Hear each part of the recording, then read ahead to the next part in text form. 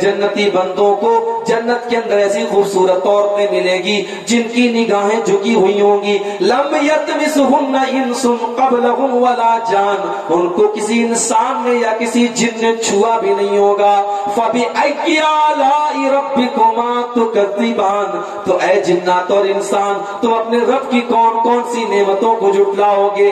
کأنہن الیاقوت والمرجان, وہ اتنی خوبصورت ہوں گی, وہ اتنی نازک ہوگی جیسے موتی ہوتا ہے, جیسے ہیرا ہوتا ہے, جیسے یاقوت و مرجان ہوتے ہیں. وہ ہیرے جواہرات سے بھی زیادہ قیمتی اور ان سے بھی زیادہ خوبصورت وہ عورتیں ہوں گی. فبأی آلاء ربکما تکذبان, تو تم اپنے رب کی کون کون سی نعمتوں کو جھٹلاؤ گے. هل جزاء الاحسان الا الاحسان, احسان کا بدلہ تو احسان ہی ہوتا ہے. تم دنیا میں نیکی کا کام کرو گے تو اللہ تم کو جنت میں وہ حوریں عطا کرے گا. بہت سے لوگوں کو بڑا اعتراض ہوتا ہے, کہتے قرآن میں یہ جنت کی حوروں کا بیان کیوں کیا گیا, یہ کیوں مردوں کے جذبات کو بھڑکانے والی بات کیوں کی گئی ہے. میرے بھائیوں, اسلام فطرت کا دین ہے, اور فطرت یہ ہے کہ مرد کو عورت کی ضرورت ہے, عورت کو مرد کی ضرورت ہے. جب دنیا کی نعمتیں ہم بیان کرتے ہیں تو دنیا کی نعمتوں میں ٹاپ کی نعمت ہے عورت, اور اسی لیے اللہ جب جنت کا بیان کرتا ہے تو جنت کی حوروں کا بھی ذکر کرتا ہے کہ جنت میں اتنی خوبصورت عورتیں ملیں گی. دنیا کی عورتوں کے ساتھ بہت سارے مسئلے مسائل ہیں, ان کو حیض و نفاس کا بھی مسئلہ ہے, لیکن جنت کے اندر ان تمام مسئلوں سے عورتیں پاک ہوں گی. جنت کی عورتیں اتنی خوبصورت ہوگی. اللہ کے پیارے نبی فرماتے ہیں کہ اگر جنت کی کوئی عورت دنیا کی طرف جھانک لے, آنے کی بات نہیں فرمائی, لو ان امرأۃ من اہل الدنیا اطلعت الى الارض, اگر وہ دنیا کی طرف جھانک لے, صرف جھانک لے, لملأت ما بینہما ریحا, تو دنیا کے اندر اس کی خوشبو بھر جائے گی.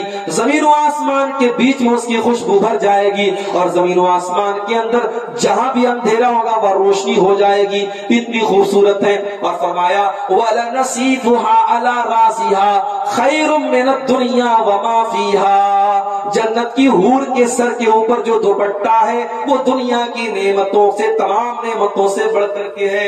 میری پیاری ماں بہنوں, اگر آپ کے سر پر دوپٹہ ہے تو آپ بھی جنت کی حوروں کی طرح ہیں. اگر آپ نے اپنے سر کا دوپٹہ اتار دیا, آپ نے اپنی شرم و حیا کو اتار دیا, آپ نے اپنی غیرت کو اتار دیا, تو آپ بھی دنیا کی فاحشہ عورتوں میں شامل ہو گئی. جنت کی حوروں کا تذکرہ کرتے ہوئے اللہ کے نبی فرماتے ہیں کہ وہ اپنے سر کے اوپر دوپٹہ رکھتے. اس جنت کو چھوڑ کر کے ہم دنیا کے پیچھے بھاگ گئے. ایک مرتبہ اللہ کے نبی کے پاس ایک بادشاہ نے تحفہ بھجوایا, ریشمی کپڑا. عام طور سے عرب میں ریشمی کپڑا نہیں استعمال ہوتا تھا. ریشمی کپڑا آیا, بڑا ملائم تھا, بڑا سافٹ تھا. اس کپڑے کو صحابہ کرام چھو کر کے دیکھنے لگے, یہ تو بڑا ملائم ہے, یہ تو بڑا سافٹ ہے. صحابہ کو اس کپڑے کی نرمی اور ملائم ہونے پر بڑا تعجب ہو رہا تھا. صحابہ کو لگ رہا تھا کیا کپڑا اتنا ملائم بھی ہو سکتا ہے, اتنا ملائی کے جیسا ہو سکتا ہے. اللہ کے پیارے نبی نے اپنے صحابہ کو دیکھا, فرمایا اتعجبون من ھذا, اے میرے صحابہ کیا تمہیں اس کپڑے کے نرمی اور سافٹنس پر تمہیں بڑا تعجب ہو رہا ہے, بڑی حیرت ہو رہی ہے. لمنادیل سعد فی الجنت الین من ھذا, اے میرے صحابہ جنت کے اندر حضرت سعد ابن معاذ کو جو رومال دیا جائے گا, جو دستی دی جائے گی, جو ہینڈ کرچپ دیا جائے گا, وہ رومال بھی اس ریشمی کپڑے سے زیادہ سافٹ ہوگا, اس سے زیادہ نرم ہوگا. غور کرو میرے پیارے ساتھیوں کہ جنت میں ملنے والا رومال جب اتنا بہترین ہوگا تو جنتیوں کے کپڑے کتنے اعلیٰ ہوں گے, اور جنت کے اندر جو قالین ہوگا اور جو بستر ہوگا وہ کتنا ملائم ہوگا. اس جنت کو چھوڑ کر کے ہم دنیا کے پیچھے بھاگ رہے میرے پیارے ساتھیوں. وَمَا الْحَيَاةُ الدُّنْيَا إِلَّا مَتَاعُ الْغُرُورِ, یہ دنیا تو دھوکے کی چیزیں, دنیا کے پیچھے نہ بھاگو. دنیا کب کس کا ساتھ دیا ہے دنیا نے. ایک بادشاہ گزرا تھا, فرعون نام کا, بڑا ناز تھا اس کو اپنی طاقت پر. موسیٰ علیہ السلام کا مذاق اڑاتا تھا, اور کہتا تھا اے موسیٰ تو ڈھنگ سے بات نہیں کر سکتا. اے موسیٰ علیہ السلام جب بچپن میں چھوٹے سے تھے تو ان کی زبان میں ایک مرتبہ آگ کی چنگاری چلی گئی تھی, ان کی زبان میں کچھ لکنت تھی. حضرت موسیٰ علیہ السلام جب بولتے تھے تو اسپیڈ سے بول نہیں پاتے تھے, ان کی زبان کے اندر کچھ لکنت تھی. فرعون نے حضرت موسیٰ کا مذاق اڑایا, کہا کہ موسیٰ تو ڈھنگ سے بات بھی نہیں کر سکتا, ہم تجھے اللہ کا نبی کیسے مان لے. حضرت موسیٰ کا مذاق اڑایا, اللہ کا مذاق اڑایا اور کہنے لگا اے موسیٰ ذرا اے میرے درباری حامان, ذرا تم میرے لیے سیڑھی بنا دو, ذرا میرے لیے محل بنا دو, میں محل کی چھت پہ چڑھ کر کے ذرا دیکھوں کہ موسیٰ کا رب کیسا ہے, موسیٰ جس کو اپنا رب مانتا ہے وہ اللہ کیسا ہے. فرعون نے اللہ کا مذاق اڑایا, فرعون نے موسیٰ علیہ السلام کا مذاق اڑایا اور اپنی ندیوں پر اس کو بڑا ناز تھا. وہ کہا کرتا تھا ہاذہ الانہار تجری من تحتی, او لوگو یہ دیکھو یہ بڑی بڑی ندیاں میرے حکومت میں بہ رہی ہیں. اللہ نے کہا اچھا تو تجھے اپنی حکومت پر بڑا ناز ہے. اللہ نے اسی ندی میں ڈبا کر کے اس کو مارا. دریائے نیل کے اندر فرعون ڈوب گیا, اور جب فرعون ڈوب گیا تو قرآن کہتا ہے کم ترکوا من جنات وعیون وزروع ومقام کریم ونعمت کانوا فیہا فاکہین. بڑے بڑے کھیت اور کھلیان چھوڑ کر کے فرعون چلا گیا, بڑے بڑے محلوں کو چھوڑ کر کے چلا گیا, بڑے بڑے کھجوروں کے باغات کو چھوڑ کر کے چلا گیا. کذالک وأورثناہا قوما آخرین. آج فرعون مر گیا اور فرعون کے محل میں دوسرے لوگ رہنے والے آ گئے. فما بکت علیہم السماء والارض وما كانوا منظرین. اور جب فرعون مر گیا تو نہ فرعون کے اوپر زمین میں کوئی رونے والا ہے, نہ آسمان میں کوئی رونے والا ہے. زمین میں بھی کوئی رو نہیں رہا ہے, آسمان میں بھی کوئی نہیں رو رہا ہے. کوئی اتنا بڑا ظالم تھا کہ اس ظالم کے مرنے پر سب لوگوں نے چین کی اور سکون کی سانس لی میرے پیارے ساتھیوں. اور جب فرعون ڈوب گیا تو اللہ نے ایک اور نشانی اپنی دکھائی. اللہ نے فرمایا فَالْيَوْمَ نُنَجِّيكَ بِبَدَنِكَ لِتَكُونَ لِمَنْ خَلْفَكَ آیَةً. اے فرعون ہم تیرے مرنے کے بعد تیری باڈی کو بچا کر کے رکھیں گے, تیرے شریر کو بچا کر کے رکھیں گے تاکہ آنے والی نسلیں یہ دیکھیں کہ دیکھو یہ اپنے آپ کو رب کہتا تھا, یہ اپنے آپ کو خدا کہتا تھا, دیکھو اپنے آپ کو خدا کہنے والے کا انجام کیسا ہوا. تو حکومت بھی فرعون کے کام میں آئی. بڑی دولت تھی قارون کے پاس, اتنی دولت تھی قارون کے پاس کہ قرآن کہتا ہے وَآتَيْنَاهُ مِنَ الْكُنُوزِ مَا إِنَّ مَفَاتِحَهُ لَتَنُوءُ بِالْعُصْبَةِ أُولِي الْقُوَّةِ. ہم نے قارون کو اتنی دولت دی تھی کہ اس کے خزانوں کی چابیوں کو بڑے بڑے پہلوان بڑی مشکل سے اٹھایا کرتے تھے. اتنی دولت تھی قارون کے پاس, اور قارون کو اپنی دولت پر بڑا ناز تھا. وہ کہتا تھا انما اوتیتہ علی علم عندی, یہ دولت تو میری نالج سے ملی ہے, یہ دولت تو میرے علم کے ذریعے مجھ کو ملی ہے. اللہ نے اس قارون کو اس کی دولت اور خزانے کے ساتھ زمین کے اندر دھسا کر کے مار ڈالا. قارون اپنے خزانوں کے ساتھ ختم ہو گیا. میرے بھائیوں دولت قارون کے کام نہیں آئی, حکومت فرعون کے کام نہیں آئی. بڑا ناز تھا قوم عاد اور قوم سمود کو اپنی طاقت پر. قوم عاد اور قوم سمود کے لوگ بڑے لمبے لمبے ہوتے تھے اور بڑے اونچے اونچے مکان وہ بنایا کرتے تھے اور کہا کرتے تھے من اشد منا قوہ, ہم سے زیادہ طاقتور کون ہے, ہم سے زیادہ پاورفل کون ہے, ہم تو پہاڑوں کو کاٹ کاٹ کر کے مکان بناتے ہیں. لیکن اللہ تعالیٰ نے جب قوم عاد پر اپنا عذاب نازل کیا, جب قوم سمود کے اوپر اپنا عذاب نازل کیا, ان کو صفحہ ہستی سے مٹا دیا. قرآن کہتا ہے کأنہم اعجاز نخل خاویہ فہل تری لہم من باقیہ. جب قوم عاد کے اوپر اللہ کا عذاب آیا, ان کے سر الگ ہو گئے, ان کے دھڑ الگ ہو گئے, اور ان کی ڈیڈ باڈی اس طریقے سے زمین پر پڑی تھی جیسے لگ رہا تھا کہ کھجور کے سڑے ہوئے تنے زمین پر پڑے. اس دنیا میں کوئی بچا نہیں میرے بھائی, نہ کسی کی طاقت نے اس کو بچایا, نہ کسی کی حکومت نے اس کو بچایا, نہ کسی کی دولت نے اس کو بچایا. ایک اور قوم آئی تھی, حضرت لوط علیہ السلام کی قوم. یہ دنیا کی پہلی قوم تھی جس قوم نے اغلام بازی کی شروعات کی تھی.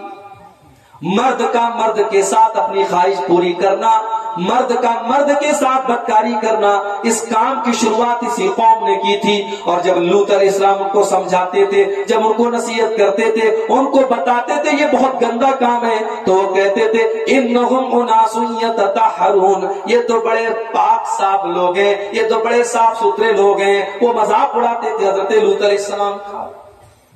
اور جب اللہ نے عذاب بھیجا تو عذاب بھیجنے کے پہلے اللہ نے فرشتوں کو انسان کی شکل میں بھیجا۔ جب یہ فرشتے حضرت لوط علیہ السلام کے گھر پر آئے تو پیچھے پیچھے لوط علیہ السلام کی قوم کے لوگ دوڑے دوڑے چلے آئے۔ ان کا مقصد ان مہمانوں کے ساتھ غلط کام کرنا تھا۔ حضرت لوط علیہ السلام نے بڑی عاجزی کے ساتھ کہا، اے میری قوم کے لوگوں، لا تخزونی فی ضیفی، میرے مہمانوں کے سامنے مجھے ذلیل نہ کرو۔ اے میری قوم کے لوگوں، یہ تمہاری عورتیں، یہ تمہاری بیویاں ہیں، تم جا کر کے اپنی بیویوں کے ساتھ اپنی خواہش پوری کر لو، مگر میرے مہمانوں کے سامنے مجھے رسوا نہ کرو، ذلیل نہ کرو۔ لوط علیہ السلام کی قوم کے لوگوں نے کہا کہ اے لوط، تمہیں پتا ہے کہ ہمیں کیا چاہیے، ہمیں ہماری عورتوں سے کوئی مطلب نہیں ہے، ہماری خواہش کیا ہے تم اچھی طریقے سے جانتے ہو۔ اور جب ایسا حضرت لوط کو لگا کہ اب یہ میرے مہمانوں کے اوپر حملہ کریں گے اور میرے مہمانوں کے ساتھ غلط کام کریں گے، حضرت لوط علیہ السلام نے بڑی عاجزی کے ساتھ کہا کہ کاش کی میرے پاس کوئی طاقت ہوتی، اس علاقے میں میرا کوئی رشتہ دار ہوتا، میرا کوئی خاندار ہوتا، آج میری عزت آج خطرے میں، میرے مہمانوں کو میرے سامنے ذلیل کیا جا رہا ہے، کاش کہ آج مجھے کوئی سپورٹ حاصل ہوتا۔ فرشتوں نے کہا اے لوط آپ گھبرائیے مت، یہ ہم تک پہنچ بھی نہیں پائیں گے، ہم تو اللہ کے فرشتے، ہم انسان کی شکل میں آئے ہیں۔ اور اس کے بعد اللہ نے کیسا عذاب بھیجا، آسمان سے پتھروں کی بارش ہوتی ہے، اور ہر پتھر کے اوپر، جس انسان کے اوپر وہ پتھر گرنے والا ہوتا ہے اس کا نام لکھا ہوتا ہے، اور ایسی پتھروں کی بارش ہوتی ہے، ان کے بھیجے نکل جاتے ہیں، ان کے بھیجے ان کے سر کے باہر نکل جاتے ہیں، اور اس طریقے سے وہ مرے پڑے تھے کہ قرآن کہتا ہے کأن لم یغنوا فیہا، ایسا لگتا ہے کہ وہاں پر کبھی وہ موجود ہی نہیں تھے، اور پوری بستی کو اللہ نے الٹ دیا۔ آسمان سے پتھروں کی بارش بھی ہوئی اور پوری بستی کو اللہ نے الٹ دیا۔ میرے پیارے ساتھیوں، اللہ نے مختلف قوموں پر جو یہ عذاب بھیجے اور قرآن میں ان کے واقعات کو بیان کیا، مقصد یہ ہے کہ ہم اور آپ بھی اپنے دل میں اللہ کا ڈر پیدا کریں، ہم اور آپ بھی اپنی اصلاح کریں اور اللہ کی نافرمانی کو چھوڑ دیں۔ آج ہندوستان کا مسلمان بہت سارے مسائل سے دوچار ہے، بڑے خوف اور دہشت کا ماحول ہے، بہت طریقے سے اس کو پریشان کرنے کی کوششیں ہو رہی ہیں، مگر ایک بات یاد رکھیے، اگر ہمارے پاس ایمان کی دولت ہو اور اگر ہم صحیح طریقے سے اللہ سے ڈرنے والے بن جائیں تو اللہ وہ ہے جس نے اپنے نبی کو غار ثور میں بچایا تھا۔ جب اللہ کے پیارے نبی حضرت ابوبکر صدیق کے ساتھ غار ثور میں تھے تو ایک ایسا وقت بھی آیا تھا کہ دشمن بالکل غار ثور کے قریب پہنچ گیا تھا اور حضرت ابوبکر صدیق تو گھبرا گئے تھے، اور حضرت ابوبکر صدیق نے کہا تھا اے اللہ کے نبی، اگر انہوں نے ذرا سا نیچے دیکھا تو ہم پکڑ لیے جائیں گے، ہم گرفتار ہو جائیں گے۔ تو اللہ کے نبی نے بڑے اطمینان سے جواب دیا تھا لا تحزن ان اللہ معنا، کہ اے ابو بکر گھبراؤ نہیں، غم نہ کرو، اللہ ہمارے ساتھ ہے۔ وہ ایمان اپنے اندر ہمیں پیدا کرنے کی ضرورت ہے۔ آج ہماری مسجدوں کے اوپر بڑی غلط نگاہیں ہیں۔ آج بھی ایک مسجد کا مسئلہ، ایک مسجد کو کسی طریقے سے وہاں پر دھوکہ کر کے اور مکر و فریب کر کے وہاں پہ جو چاہا گیا وہ کیا گیا، اب دوسری مسجدیں نشانے پر ہیں۔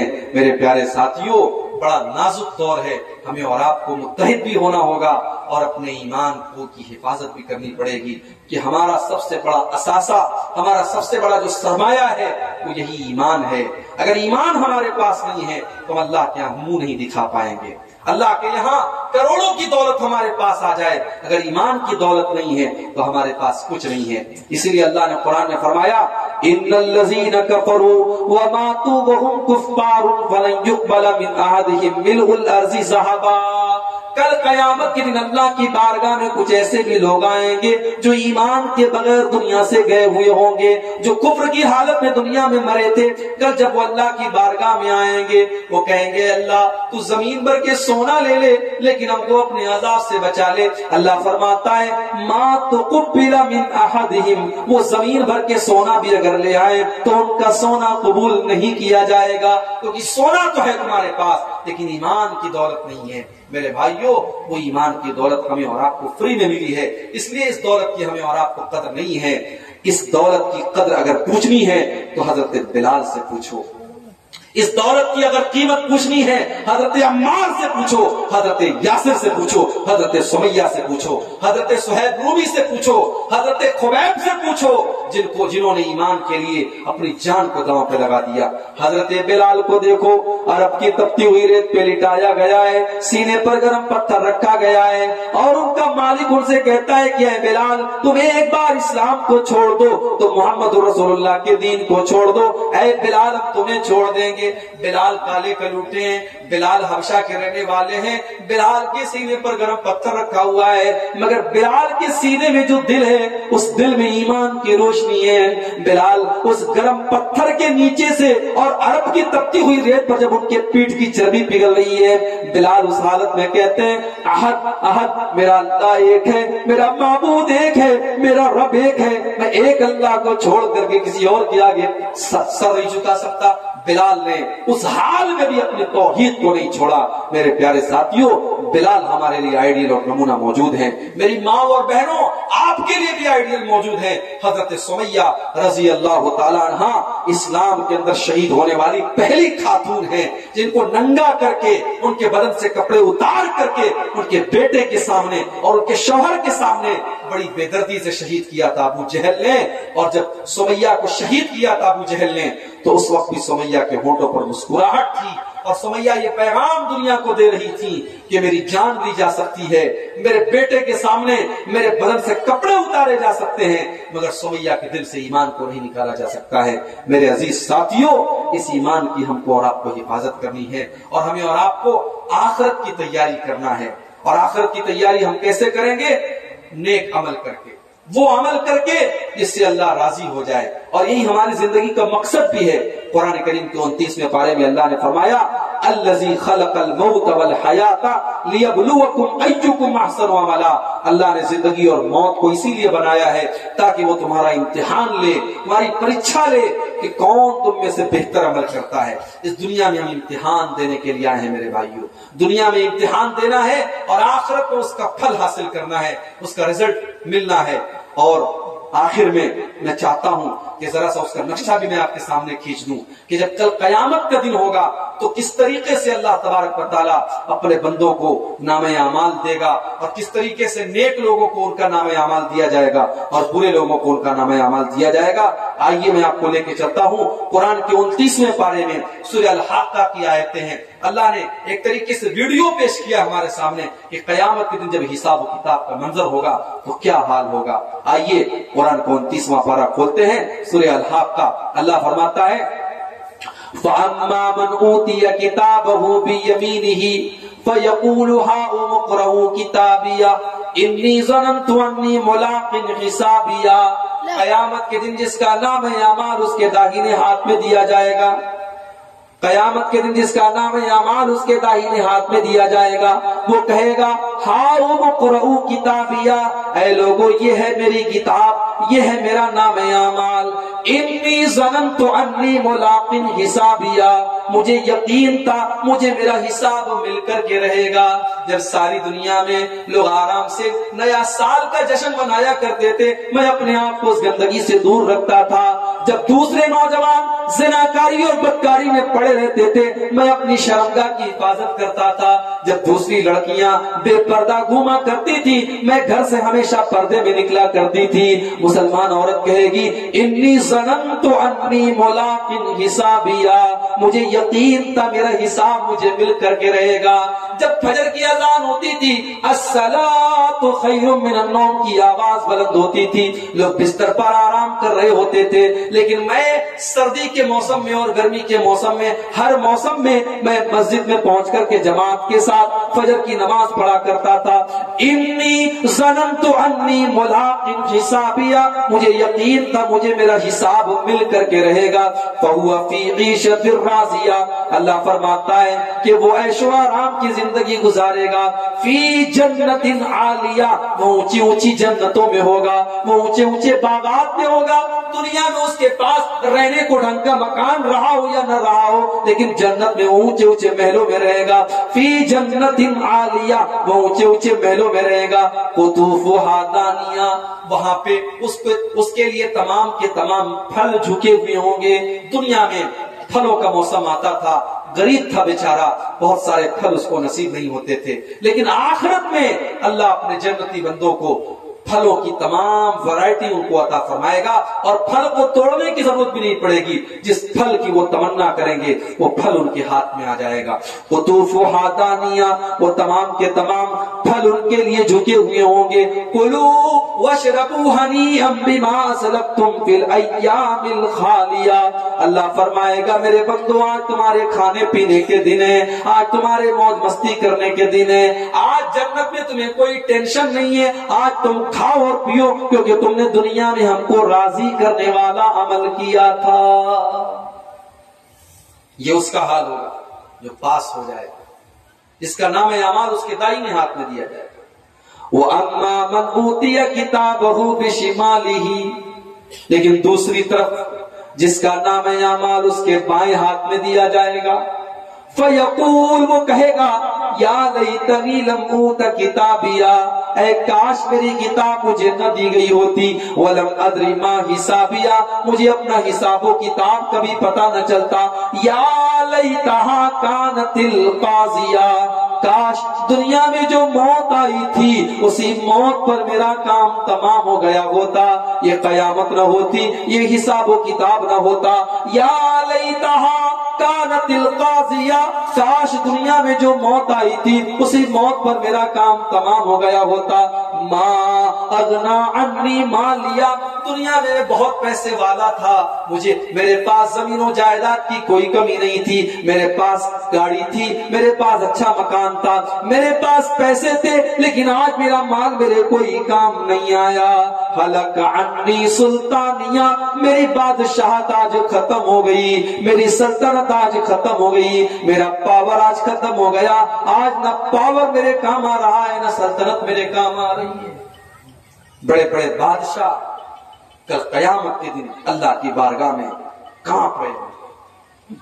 अल्लाह सवाल करेगा लिमनिल मुल्कुल यौम, मेरे बंदो आज किसके हाथ में बादशाहत है, किसके हाथ में आज हुकूमत है। बड़े बड़े मिनिस्टर और बड़े बड़े बादशाह और दुनिया भर में राज करने वाले बादशाह और राजा कल अल्लाह की बारगाह में सब खामोश होंगे। अल्लाह ताला खुद कहेगा लिल्लाहिल वाहिदिल कहार, आज पावर है तो अल्लाह के हाथ में, आज हुकूमत है तो अल्लाह के हाथ में, आज के दिन फैसला करेगा तो अल्लाह करेगा। अल्लाह ताला उन लोगों का नक्शा खींच रहा है जिनके बाएं हाथ में नाम अमाल मिला है, वो कहेंगे हलक अन्नी सुल्तानिया, मेरी सल्तनत खत्म हो गई। उसके बाद अल्लाह फरमाएगा खुजूहु फगुल्लू, फरिश्तों इसको पकड़ लो, इसको बांध दो। सुम्मल जहीम सल्लूहु, इसको जहन्नम में डाल दो। सुम्मा फी सिलसिलतिन ज़रउहा सबऊना ज़िराअन फस्लुकू, इसको 70 गज लंबी जंजीरों में जकड़ दो। इन्नहु काना ला युमिनु बिल्लाहिल अज़ीम, ये अल्लाह ताला के ऊपर ईमान नहीं रखता था।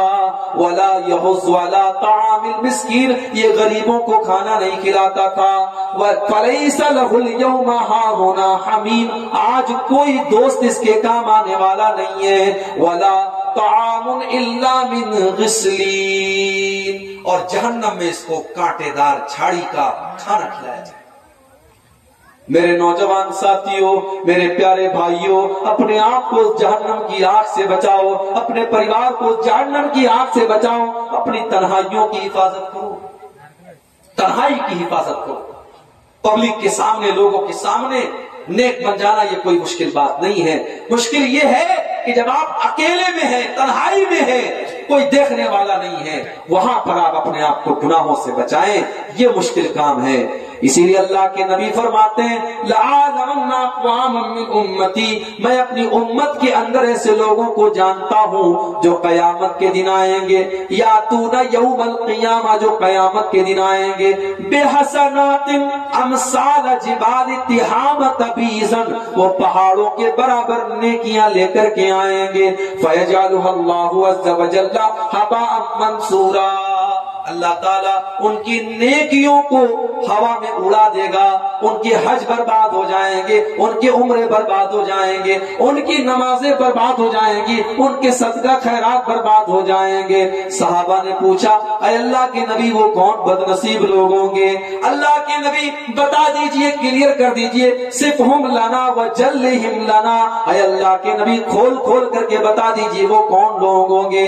آپ نے فرمایا وہ تمہارے ہی بھائی ہوں گے، وہ تمہاری طرح نماز پڑھیں گے، وہ روزہ بھی رکھیں گے، وہ رات میں عبادت بھی کریں گے، وَلَٰكِنَّهُمْ إِذَا خَلَوْا بِمَحَارِمِ اللَّهِ انتهكوها، لیکن جب اکیلے میں ہوں گے، جب تنہائی میں ہوں گے تو ایسے ایسے کام کریں گے جس کو اللہ نے حرام قرار دیا ہے، وہ اللہ کے حرام کام کریں گے، اکیلے میں اور تنہائی میں وہ ناجائز کام کریں گے، یہی چیز ان کی نیکیوں کو کھا جائے گی۔ میرے بھائیوں، اپنی نیکیوں کی حفاظت کرو، اپنی نیکیوں کی حفاظت کرو، اپنی تنہائیوں کو بچا کر کے رکھو، کہیں ایسا نہ ہو کہ ہماری نیکیاں کل جب اللہ کی بارگاہ میں جائیں تو ہماری نیکی برباد ہو جائے۔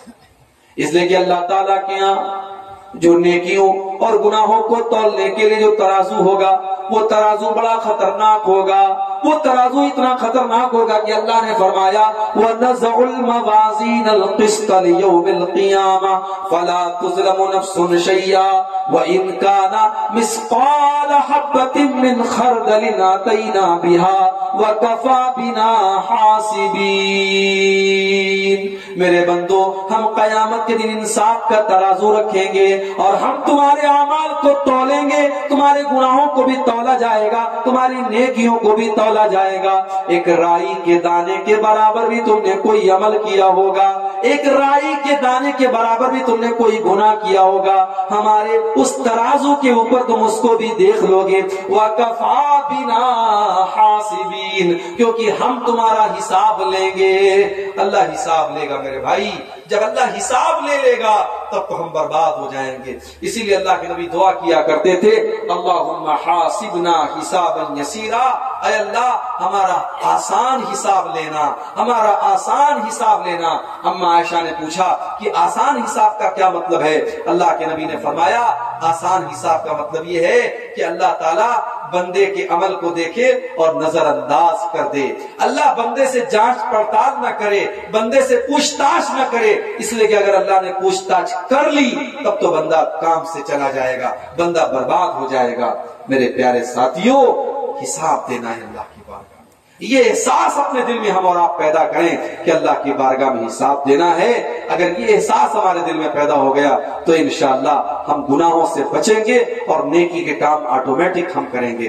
آج دنیا سے کرپشن اور بدعنوانی اور چوری اور تمام لوٹ مار تبھی ختم ہو سکتی ہے جب ایک انسان کو یہ احساس ہو کہ اسے اللہ کی بارگاہ میں حساب دینا ہے۔ ایک آخری واقعہ سنا کر کے بات ختم کر رہا ہوں کہ یہ جو چیز ہوتی ہے اللہ کی بارگاہ میں حساب دینے کا احساس، یہ چیز اگر انسان کے اندر پیدا ہو جائے تو گناہ کا موقع اسے ملے تب بھی وہ گناہ نہیں کرے گا۔ گناہ کا موقع ملے اور پھر بھی گناہ نہ کرے، یہ بہت بڑی بات ہے۔ حضرت عمر فاروق رضی اللہ تعالیٰ عنہ کے صاحبزادے ہیں عبداللہ بن عمر۔ عبداللہ بن عمر بڑے مشہور صحابی ہیں، سفر پہ جا رہے ہیں، راستے میں ان کو بھوک لگتی ہے، پیاس لگتی ہے، ایک چرواہے کو دیکھا کہ بکریوں کو چرا رہا ہے۔ حضرت عبداللہ بن عمر اس کے پاس جاتے ہیں اور کہتے ہیں بھائی کسی بکری کا دودھ تم دو کر کے مجھے پلا دو، میں تم اس کی قیمت دینے کے لیے تیار۔ چرواہا کہتا ہے یہ بکریاں میری نہیں ہیں، یہ میرے مالک نے مجھے چرانے کے لیے دی، ان بکریوں کا دودھ میں آپ کو نہیں دے سکتا۔ عبداللہ بن عمر کو بڑی حیرت ہوئی، ان کو لگا کہ یہ بڑا ایماندار اپنے آپ کو بنتا ہے، چلو اس کا امتحان لیتے ہیں، دیکھتے ہیں یہ کتنا ایماندار ہے۔ عبداللہ بن عمر نے کہا اچھا ایک کام کرو، تم ایک بکری مجھ کو دے دو، تم اس میں سے ایک بکری مجھ کو دے دو، میں دودھ بھی پی لوں گا، بھوک لگے گی میں ذبح کر کے اس کا گوشت بھی کھا جاؤں گا، اور تمہیں پیسہ بھی دے دوں گا اور تمہارا مالک تم سے پوچھے گا تو کہہ دینا کہ میری بکری ایک بکری کو بھیڑیا لے کے چلا گیا اور بھیڑیا کھا گیا، تمہارا بھی کام بن جائے گا، میرا بھی کام بن جائے گا۔ عبداللہ بن عمر نے یہ بات اس چرواہے سے اس لیے کہی کہ وہ دیکھنا چاہتے تھے کہ یہ چرواہا جو جاہل ہے، جو پڑھا لکھا نہیں ہے، دیکھتے ہیں اس کو اللہ کی ذات پر کتنا اللہ کا ڈر اس کے دل میں ہے اور کتنا ایماندار ہے۔ جب عبداللہ بن عمر نے یہ آفر پیش کیا، اس نے جواب کیا دیا میرے پیارے ساتھی، وہ جواب سننے کے لائق ہے۔ اس چرواہے نے کہا عبداللہ بن عمر آپ نے تو بڑا اچھا مجھ کو آفر دے دیا، آپ مجھے پیسہ دے دیجئے گا، میں آپ کو بکری دے دوں گا، آپ کا بھی کام بن جائے گا، میرا بھی کام بن جائے گا۔ مالک سوال کرے گا، میں جواب دے دوں گا کہ بھیڑیا آیا اور بکری کو لے کے چلا گیا، اور بھیڑیا تو آتا رہتا ہے، مالک کو بھی شک نہیں ہوگا، مگر اے عبداللہ بن عمر فَأَيْنَ اللَّهُ، مجھے بس ایک سوال کا جواب دے دیجئے، کل جب اللہ تعالیٰ مجھ سے سوال کرے گا تو نے اپنے مالک کے ساتھ اتنا بڑا دھوکہ کیوں کیا، تو نے اپنے مالک کے ساتھ یہ فراڈ کیوں کیا، تو نے اپنے مالک کے سے جھوٹ کیوں بولا، تو نے مالک کی امانت میں خیانت کیوں کی، تو آپ بتا دیجئے کہ میں اللہ کو کیا جواب دوں گا۔ فَأَيْنَ اللَّهُ، اللہ کہاں چلا گیا، میں اللہ کو کیا جواب دوں گا۔ جب یہ جملہ عبداللہ بن عمر نے سنا، آنکھوں سے آنسو آ گئے اور کہا کہ واقعی میں تیرے اندر اللہ کا ڈر موجود ہے، تیرے اندر اللہ کا خوف موجود ہے، اور پوچھا کہ تیرا مالک کون ہے۔ اور جب مدینہ پہنچے عبداللہ بن عمر تو اس کے مالک کا پتہ لگوایا اور اس سے مالک کو قیمت دے کر کے اس غلام کو آزاد کروایا، اور جب وہ آزاد ہو گیا تو عبداللہ بن عمر نے کہا کہ یہ جو تیرے ایک لفظ نے جو تو نے اس نے کہا تھا فَأَيْنَ اللَّهُ، کہ اللہ کہاں ہے اور اللہ کو میں کیا جواب دوں گا، تیرے اس ایک جملے نے آج تجھے غلامی سے بچا لیا ہے، تجھے غلامی سے آزاد کر دیا ہے، اور مجھے امید ہے کہ کل جہنم کی آگ سے بھی تیرا یہ جملہ تجھے آزاد کر دے گا۔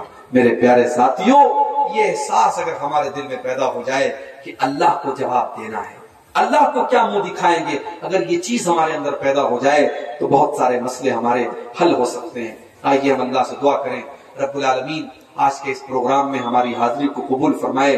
دنیا کے تعلق سے اور فکر آخرت کے تعلق سے جو باتیں میں نے آپ کے سامنے رکھی ہیں، اللہ کہنے والے کو اور سننے والوں کو سب کو عمل کی توفیق عطا فرمائے۔ اللہ ہمارے نوجوانوں کی بھی اصلاح فرمائے، اللہ ہماری ماں بہنوں کی بھی اصلاح فرمائے۔ آج جس ادارے کے لیے آج کا یہ پروگرام منعقد ہوا ہے، اللہ اس ادارے کے لیے بھی ہم سب کو بڑھ چڑھ کر کے حصہ لینے کی توفیق عطا فرمائے، اور جن لوگوں نے اس ادارے کے لیے چندہ دیا ہے، تعاون دیا ہے، اللہ ان کے تعاون کو قبول فرمائے۔